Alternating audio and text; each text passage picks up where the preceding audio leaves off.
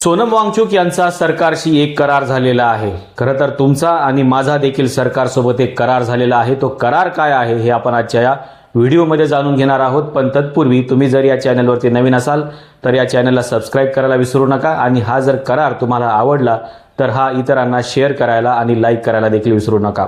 सोनम वांगचुक यांचा जो करार झालेला आहे किंवा तुमचा माझा जो सरकारसोबत करार झालेला आहे त्यासाठी तुम्हाला हा मॅप अगोदर किंवा ही जी डिझाइन आहे ही डिझाइन तुम्हाला अगोदर समजून घ्यावं लागेल। सोनम वांगचुक सध्या उपोषणाला बसलेले आहेत आणि त्यांनी उपोषण सोडावं म्हणून अनेक लोक त्यांना फोर्स करत आहेत। जवळपास 19 दिवस झालं सोनम वांगचुक इथे उपोषणाला बसलेले आहेत। पण सोनम वांगचुक यांचा प्राण वाचवणं हे सरकारचं कर्तव्य आहे आणि हाच करार आहे।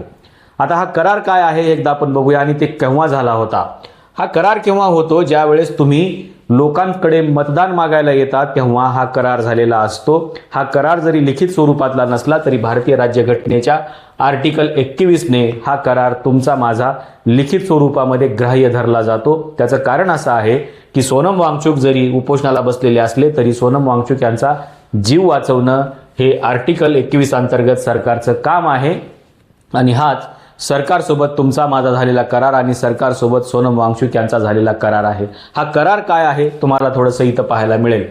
निवडणुकीच्या काळामध्ये लोक काय करतात, लोक एका राजकीय पक्षाला या देशाची सत्ता देतात किंवा व्यक्तींच्या एका समूहाला हे सत्ता देतात। का देतात? People give the power. ही पॉवर जी आहे ही पॉवर कोणाला देतात? ही एका राजकीय पक्षाला देतात किंवा एखाद्या व्यक्तींच्या समूहाला ही सत्ता देतात। कशासाठी देतात? कारण त्यांनी आपल्या मूलभूत अधिकाराचं प्रोटेक्शन करायचं असतं। कोणाच्या? लोकांच्या। आणि म्हणून हा जो करार आहे हा करार महत्त्वाचा आहे। लोक कशाच्या आधारावरती सरकार निवडतात? ते म्हणतात की आम्ही म्हणजे लोक कोणाला पॉवर गिव्ह द पॉवर, कोणाला पॉवर देतोय? काही व्यक्तींच्या समूहाला किंवा एखाद्या राजकीय पक्षाला आम्ही पॉवर देतोय, सत्ता देतोय। कशासाठी देतोय? तुम्ही आमच्या मूलभूत अधिकाराचं संरक्षण करायचं आहे। पण हा करार केव्हा मोडीत निघतो? जर दिलेल्या पॉवरचा जर सरकार गैरवापर करत असेल तर हा करार मोडीत निघतो। आणि मग काय मोडीत निघतो? ते म्हणतात की जर सरकारने म्हणजे गव्हर्नमेंटने जर दिलेल्या पॉवरचा मिसयूज केला तर लोक काय करतील? हे सरकारच बदलून टाकतील। म्हणजे काय? जर यांनी मिसयूज केला या पॉवरचा तर लोक एकत्र येतील आणि पुन्हा 5 वर्षानंतर लोक हा सरकार बदलून टाकतील, त्याचं रिप्लेस करतील। कारण त्यांच्या मूलभूत अधिकाराचं प्रोटेक्शनच होत नाही। आणि म्हणून भारतीय संविधानामध्ये दिले गेलेलं आर्टिकल 21 लोकांना म्हणजे तुम्हाला मला जीविताचा अधिकार देतं आणि या अधिकाराचं प्रोटेक्शन करणं हे सरकारचं काम आहे। त्याच्यामुळं हे राज्यशास्त्राच्या भाषेमध्ये हे सगळं आपण समजून घेतलं पाहिजे की सरकार नावाची जी यंत्रणा आहे ती आपल्यावरती सत्ता गाजवण्यासाठी उभी केलेली यंत्रणा नाही आहे किंवा ही जी यंत्रणा आहे ही यंत्रणा या देशामध्ये प्रचंड मोठं करप्शन करण्यासाठी उभी केलेली नाही आहे किंवा या लोकांनी एकत्र येऊन संसदेमध्ये बसून तुमच्या माझ्यावर राज्य करावं, या देशावरती राज्य करावं म्हणून निवडून दिलेली ही यंत्रणा नाही आहे। तर ही यंत्रणा कशासाठी दिलेली आहे? या देशामध्ये काही लोक राहतात आणि या लोकांच्या मूलभूत अधिकाराचं प्रोटेक्शन करण्यासाठी ही यंत्रणा आपण निवडून दिलेली आहे। पण ही यंत्रणा जर तुमच्या माझ्या मूलभूत अधिकाराच्या प्रोटेक्शनमध्ये अपयशी ठरत असेल तर ही यंत्रणा बदलण्याचं जी शक्ती आहे ही शक्ती कोणामध्ये आहे? तर या देशाच्या जनतेमध्ये आहे। कारण जनता ही सार्वभौम आहे आणि संविधानाची उद्देशपत्रिका आपल्याला सांगते की वी द पीपल, आम्ही भारताचे लोक हे कोण आहोत? तर ह्या देशामधल्या संविधानाने दिलेले सर्वात शक्तिशाली लोक आहोत। आपल्याला वाटतं की शक्तिशाली सरकार आहे पण सरकार शक्तिशाली नसतं, या देशातली जनता शक्तिशाली आहे। कारण त्या जनतेने त्यांच्या प्रोटेक्शनसाठी हे लोक सगळे प्रोटेक्टर म्हणून उभे केलेले आहेत आणि त्यांनी तुमच्या माझ्या मूलभूत अधिकाराचं प्रोटेक्शन करणं गरजेचं आहे। पण की प्रोटेक्शन जर झालं नाही तर त्याला बदलण्याची जी ताकद आहे ती जनतेमध्ये असते आणि म्हणून दर 5 वर्षाला निवडणुका होतात आणि हे चक्र थोडंसं लोकांनी समजून घेतलं पाहिजे। आणि म्हणून सोनम वांगचुक यांच्या जीविताचं संरक्षण करणं हे सरकारचं काम आहे as per the article 21 of the Indian constitution. भारतीय संविधानाची ही ताकद आहे हे लक्षात घ्या। भारतीय संविधान असं कोणालाही मरू देत नाही। तुमची इच्छा जरी असली तरी तुम्हाला ते मरू देत नाही। कारण त्याच्यासाठी म्हणजे तो मरू नये, तो मारला जाऊ नये याच्यासाठी भारताच्या संविधानामध्ये या तरतुदी करण्यात आलेल्या आहेत आणि त्याच्यासाठी सरकार नावाची यंत्रणा आपण निवडलेली आहे। आणि हा करार आहे, काय करार आहे?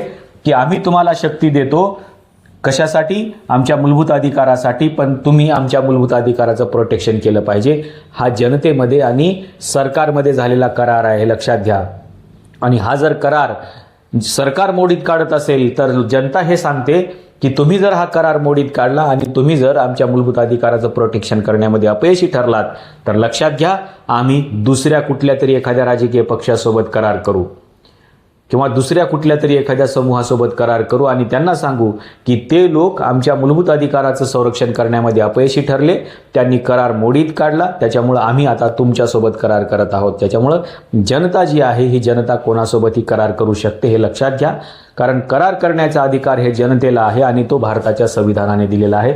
जनता सार्वभौम आहे आणि म्हणून निवडणुका ह्या दर 5 वर्षाला का होतात? कारण त्या कराराचं तुम्हाला जे काही आपण त्याला म्हणतो रिनोव्हेशन असतं, ते रिनोव्हेशन करावं लागतं. जर समजा तुम्हाला ते रिनोव्हेशन करायचं नसेल, मागचं जर 5 वर्षाचं गव्हर्नमेंट जर तुम्हाला असं वाटत असेल की मागच्या गव्हर्नमेंटनं आपल्या मूलभूत अधिकाराचं संरक्षण केलं नाही, त्यांनी या कराराचं पूर्णपणे पालन केलं नाही, तर आम्ही दुसऱ्या समूहासोबत करार करू. आणि याच्यासाठी हे सगळ्या ज्या काही निवडणुका असतात त्या निवडणुका म्हणजे ह्या कराराची प्रक्रिया आहे, लक्षात ठेवा.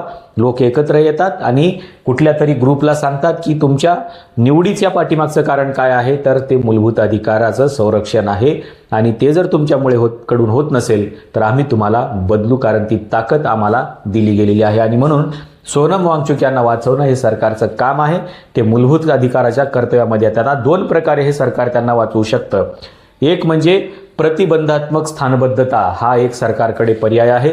सरकार यांना इथून उचलून घेऊन जाऊ शकतं आणि प्रतिबंधात्मक म्हणजे स्थानबद्ध त्यांना केलं जाऊ शकतं.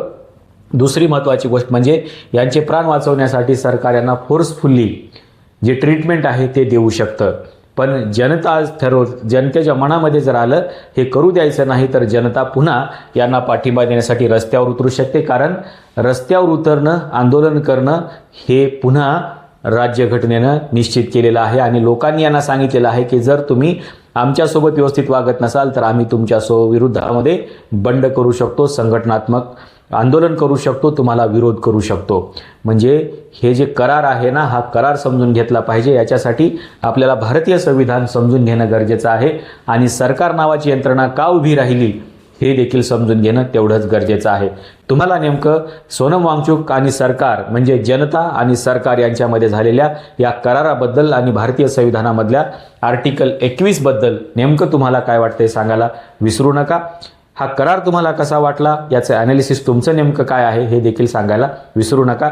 या व्हिडिओमध्ये आपण इथेच थांबूया, पण हा व्हिडिओ इतरांपर्यंत शेअर करायला विसरू नका, कारण लोकांना माहीत झालं पाहिजे की तुमचा देखील सरकारसोबत एक करार झालेला आहे. हा करार लक्षात येण्यासाठी हा व्हिडिओ शेअर करा, या व्हिडिओला लाईक करा आणि या चॅनलला सबस्क्राईब करायला देखील विसरू नका. या व्हिडिओमध्ये आपण इथेच थांबूया. धन्यवाद.